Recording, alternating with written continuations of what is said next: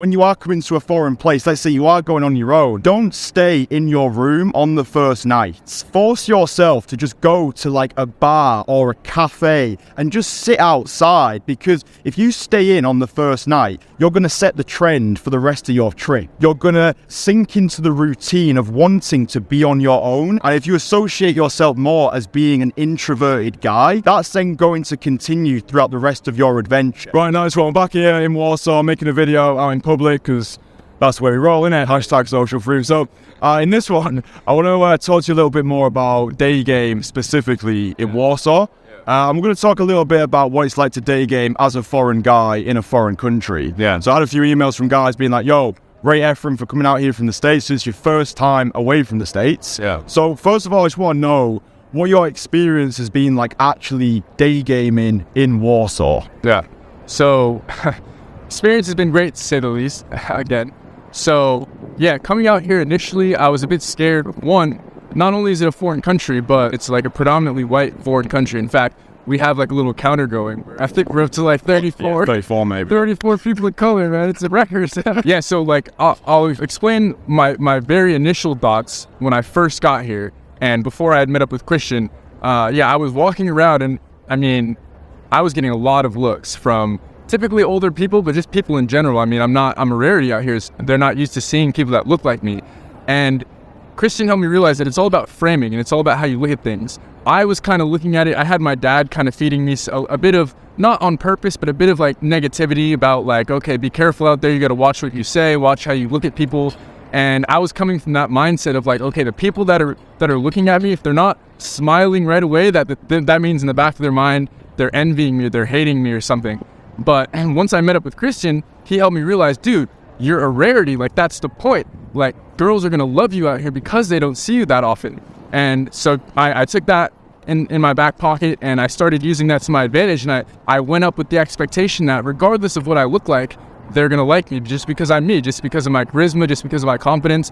And that's exactly what I've been experiencing. Yeah, you've been leveraging rarity. Rather than using it as a reason to not take the action, you've been leveraging the rarity that you've got. You've been leveraging your relative value. It's why gold is considered valuable. It's because it's a scarce resource. So rather than when you're getting looks, thinking, oh, these people looking at me because they don't like the color of my skin. It's these people looking at me because they're intrigued by me. You're igniting curiosity, and it's all about the reframe. Right? You could view those looks as indicators of disinterest or indicators of interest. You might as well err on the side of optimism. You spoke about your dad as well. How it's easy to get fed those bullshit beliefs from the people that you're surrounded by. I think our time together has really underscored the importance of network. People that you're surrounding yourself with, their approach to life rubs off on you. So if you're surrounded by negative, toxic people, then that shapes your reality. And certainly if you are around those people a lot, if you were to come out here and you're surrounded by that toxicity, it's going to rub off on you. But if you're surrounded by the right people, radically ambitious, like-minded individuals who want the best for you, that becomes you. So pay attention to who you're actually spending your time with. How important has it been for you, the actual way you approach, so the actual stop itself? So this is something that I see a lot with guys when they're first starting out. I don't think they truly understand the importance of those first few seconds. Can you talk to us a little bit about your experience and how important those first few seconds are? Yeah, absolutely. So first of all, just to humanize myself, the first like 10, 20 stops were absolute shit. And just because I've gotten good at this doesn't mean that I started off good at this. That's why I reached out to Kristian. So yeah, the first few ones that I went through, as expected, were absolutely terrible. I went in, I half-assed it, I was quiet, less eye contact, I didn't know exactly what I was gonna say, but the importance here is that I just went in for it. And so yeah, but the initial opens, I would like not square up with the girl. I think the real key is just, if you're going to go for it, then you have to just go for it with full conviction. 100%. And that's absolutely what I've been realizing is, like he said, the first 3 seconds are everything. I've realized we've had over hundreds of conversations now, and the content of the conversations really never seem to matter. I mean, they matter as far as like being able to call back in the future when I eventually text and hang out with these girls, but in the moment, they really don't matter. They're just so taken aback by the fact that I had the balls to come up to them in broad daylight where everybody could hear both of us talking. And that's where the value is. It's just the first 3 seconds, the open is approaching with full conviction, with full, just bringing your balls with you, and just displaying your confidence. And at first I had to fake that a bit. I wasn't actually that confident, so I purposely would kind of siphon off Kristian's confidence, and I would see how loud he's in public, and I would just use that, and I would just speak loudly. I would purposely put myself in more uncomfortable situations as we started progressing. I would see what he calls social pressure when there's lots of people around, and I would purposely position myself around those people. I would make the stop in front of multiple people so that I knew people could hear me, just to make myself more uncomfortable, just to prove to myself that I could do it. On the other side of the discomfort is exactly where I wanted to be. And so I got over that fear pretty quickly just by repetition on repetition. So yeah, something you're very good at is state management. You're almost psychopathic with the way that you can have 5 awful interactions and it doesn't faze you. Yeah. You're more excited to win than you're scared to lose. Yeah. And that's a very rare trait, because you could have a continuous string of interactions that don't go as you want them to go, yeah, but you know that all you need to do is keep putting yourself in there, right, and you're going to get great results eventually. Do you have like a mental process that you're going through? Because obviously we're coming out here for like 2.5 hour sessions. Yeah. How are you actually able to maintain that level of homeostasis and not get affected by the quote unquote negative reactions? So first of all, it's all thanks to Kristian, because at first that wasn't the case. My state definitely was affected and impacted, but he just poured on the encouragement time after time. Every time I'd get blown out, hey dude, that happens. Like, that's supposed to happen. That's a part of this process. But I think something unique with me is that previous to programming, I was in sales. And so I'm used to going door to door. I'm used to getting rejected. I'm used to picking up the phone and having people hang up on me because I'm trying to pitch them something. And that state management has been developed over the past 3-4 years that I've been doing things similar to this. It hasn't been day game, but it's been leasing apartments, it's been staffing, it's been sales. And I think that is what I owe that to. Yeah, it's just because I've had previous experiences that led up to the fact that I can be able to manage my state better. So I think this is also what Kristian talks about when he says, like, build your value first before 100%. Working with it. 100%. Is I kind of came out socially, I was already kind of seasoned. Yeah. I was already, like he mentioned, able to manage my state. Now it's just, here's the playbook. Like, here's what you need to do. Now let's put in the reps. You put in the reps physically, right? You got a nice haircut and a beard. And now let's put in the reps socially and out there day game wise. So 100%. I think that's the main takeaway from this video, is the importance of accumulating life experience, the importance of building your value as a man before you even book in that 30-minute consultation call with me.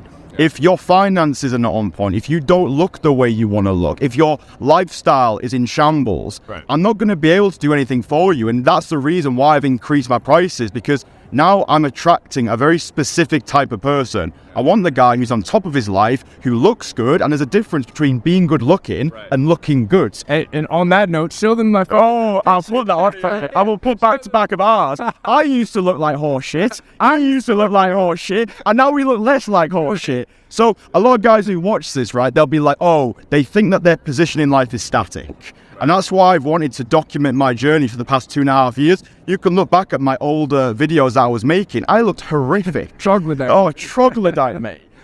But even the way that I was carrying myself through life, the way that I was carrying myself in interactions, I lacked that masculine edge. A lot about me, I think a lot of guys can relate with this. You feel quite feminized. It's like you're going into your interactions, it's like only 60% of you's in there. You're operating like a little girl. And I think for this, you do need to accumulate that masculine edge. Easiest way to do it is start doing things that scare you on a daily basis. You worked in sales before this. Yeah. I think that's one of the best skill sets you can acquire. Yeah. Sales, door knocking, getting rejected, getting blown out, training hard at the gym, going in a fucking boxing ring and getting pummeled in the face. Yeah. Not enough people want to be men anymore. Men don't want to be men. They're scared of being men. That's the reason why your day game sucks, because your life sucks, because you're not a man of value, you're not a man of caliber. The final thing I want to ask you is, how have you found the acclimatization process, so of living in a foreign country? Because I'm sure there's guys who are watching this and they're considering gallivanting across the globe, living more of that international lifestyle, meeting women abroad. Because this is your first time out of the States, is there any practical piece of advice you can give to guys as soon as you land in a foreign country? How to meet girls, how to meet people, how not be an incel, essentially?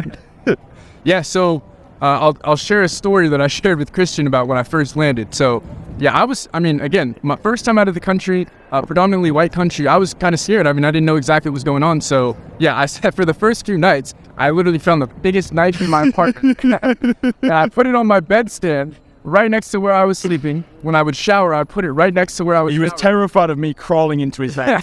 Specifically him. I don't know, just shit can happen. It's the fear of the unknown.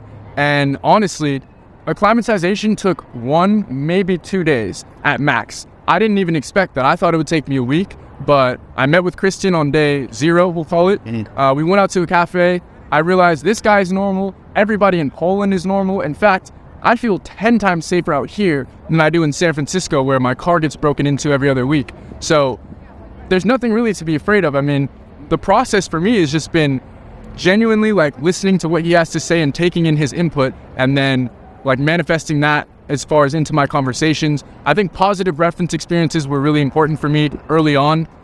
Thankfully, on day 1 of approaching girls, I did have a few positive reference experiences where I got a couple of numbers, I got a couple positive reactions to what I was doing. But keep in mind, I had plenty of negatives too. I remember one in particular, I went up to her and she just was completely weirded out. And I didn't know what to do, so I just started walking in place and I didn't know what the fuck I was doing. But acclimatization, again, it just took max 2 days of just walking around, realizing that nothing bad was going to happen as long as I behaved like a normal civilian. And that's exactly what, we've passed millions of cops at this point. They're on every block here. And they look at us, they smile, and we go about our day. They see us approaching. That massive panda down there. That's the scariest part right there. That panda's seen you approach about 100 girls now. Initially, my fear was probably what your fear is, that I would go approach a girl and there'd be a million Polish people running at me what are you doing? Why are you harassing women? That's not the case at all. In fact, nobody even has the balls to stick around when I do my approaches. I put myself in the social pressure and everybody disperses for me. It's crazy. It's literally like in Fight Club, where they give them the mission of trying to start fights with people, and everyone will do whatever they can to avoid the fight, to avoid the confrontation.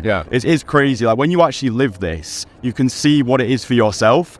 I think for guys who are trying to teach themselves this stuff on their own, they're going outside, they're walking around for 5 hours, they're hardly speaking to anybody. You mentioned the importance of positive reference experience. You do need that early on. If you come out here on your own, or if you've been going out on your own for a couple of weeks or a couple of months, and all you've been getting is negativity, you need to be careful, because those self-limiting beliefs can then become solidified and they can become too difficult to break. So even if it's not working with us, surround yourself with people who know what they're doing, who can guide you, and who can also just give you encouragement. I think a lot of guys who started this, they don't have a good set of mates around them. They don't have a good group of friends that they can bounce off, who can applaud them for their efforts. If you went and did this with your mates back home, they saw you get blown out by a girl, they'd be, oh bro, that's so bad, why did you do that? With us, it's you got blown out, mate, that's amazing, well done, let's go do it again. So, but in terms of the final thing I'll say, when you are coming to a foreign place, let's say you are going on your own,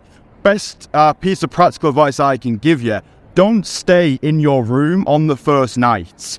Force yourself to just go to a bar or a cafe and just sit outside, because if you stay in on the first night, you're going to set the trend for the rest of your trip.